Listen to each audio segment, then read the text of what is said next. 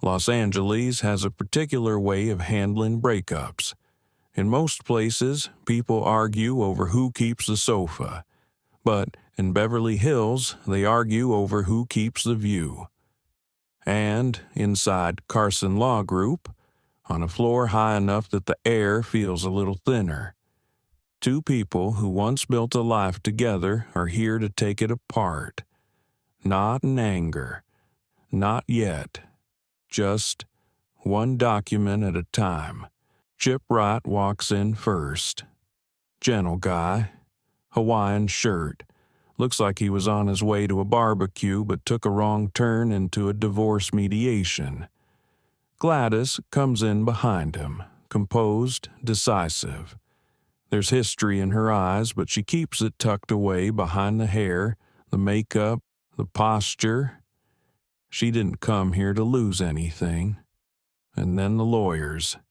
J.J. Carson, immaculate as ever.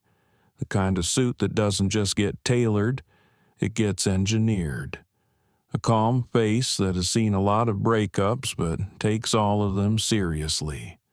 And Frank Hasley, carrying a briefcase that probably has more stories than both of these clients combined.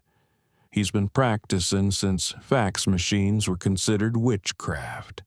And in his defense, they kind of were. They sit, they breathe.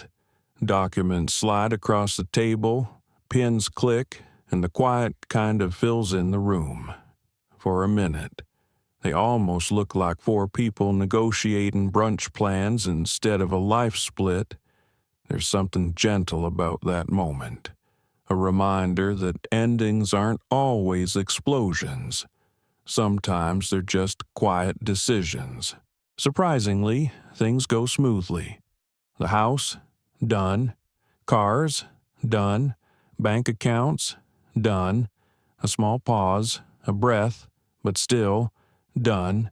Even the stock options, the ones that can start a 5-alarm fire in most divorces, settle into place as if they'd been waiting for this moment. Frank tilts his head, almost suspicious. Even J.J. pauses, just a flicker, like he wasn't expecting this level of cooperation. And then, in a gesture meant to keep things amicable, Gladys looks over at Chip, softens, and says he can keep the pickup truck and the Airstream trailer. Chip blinks, not from surprise, but from something quieter, something heavier. Maybe gratitude, maybe acceptance, maybe both. Sometimes two people can divide a life and still choose kindness. Then J.J. places one last folder on the table. A thin one. Nothing dramatic.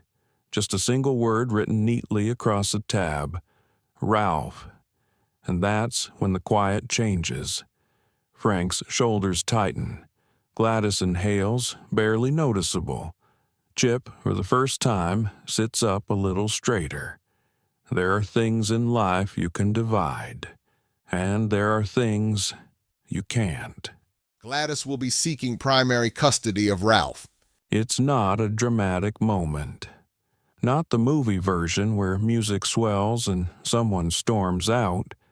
It's smaller than that. Quieter. More real. Sometimes the biggest shifts in a room happen without anyone moving at all. Gladys freezes, emotions rushing under the surface like a tide she's holding back. Frank stares down at his legal pad, already imagining what tomorrow's going to look like. And Chip, well, something in him just changes. It lands, not loud, but true.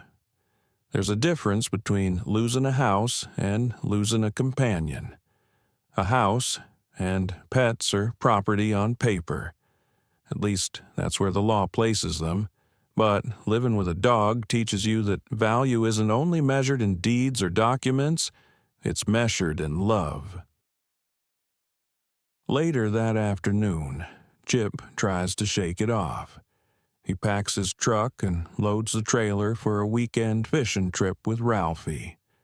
Chip, well, He keeps moving through it the way people do when they're trying not to think too hard. And that's when the silver Prius arrives. The kind that looks like it's been to too many parking garages and isn't sure it wants to live anymore. Steam drifts from the front grille. The engine makes a sound like it's trying to apologize. It rolls to a stop, and Chip knows. Even before the door opens, he knows. Inside, you're ordered to appear tomorrow, 8:30 a.m., Los Angeles Superior Court Family Law Division Department, K9.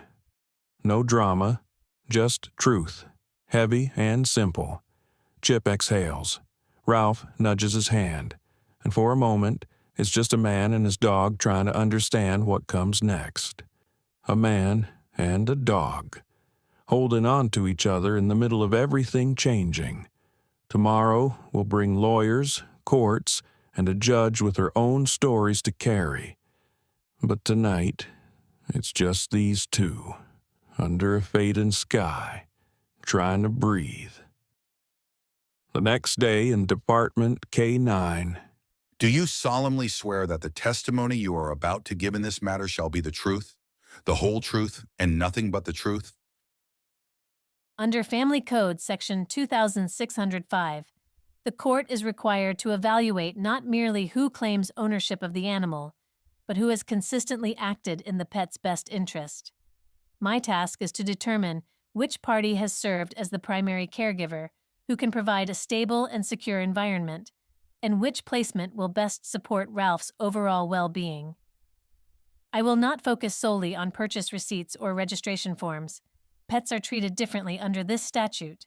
The emphasis is on care, not title. Because of that, I am ordering the parties to attend a brief, focused mediation and try to reach a balanced solution that reflects the love each of you has for Ralph. I will make temporary orders until you return to this department for a mediation review hearing. For now, each of you shall alternate custody of Ralph once a week. Good luck to both of you. As of now, only a relatively small number of U.S. states have laws similar to California. In Alaska, courts may assign sole or joint ownership of a pet, taking into consideration the well-being of the animal. In Illinois, if a pet is a marital asset, the court must allocate ownership and responsibility with consideration of the pet's well-being. A New Hampshire statute provides that for tangible property, including animals, the property settlement must address care and ownership, taking into consideration the animal's well-being. Now it's your turn. How would you rule? And beyond the legal answer, what should Chip and Gladys do in mediation? We want to hear your judgment and your advice. Tell us your take in the comments.